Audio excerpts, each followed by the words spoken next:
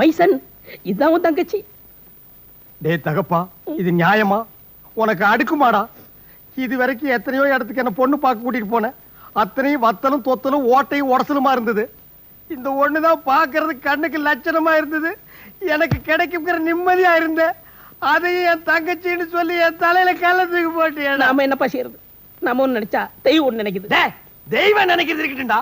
நீ ஏன்டா நினைச்ச 20 வருஷத்துக்கு அப்புறம் இந்த மூஞ்சிக்கு எதுக்குடா பிளாஷ்பேக்? என்னப்பா செய்யறது? விதி விளையாடுச்சப்பா. நாயே, நீ விளையாண்டு போட்டு விதி மேல ஏன்டா பழி போடுற? உன்னை அப்படியே குத்துறனா? நீ வீட்டுக்கு வா, உன்னை நான் பேசிக்கிறேன். யாரா அவ? இவ்வளவு அமளிதுமணி இங்க நடந்துட்டு இருக்கு. டம்மியா உட்கார்ந்து ஒருத்தர் மிச்சம் தின்னுட்டு இருக்கா.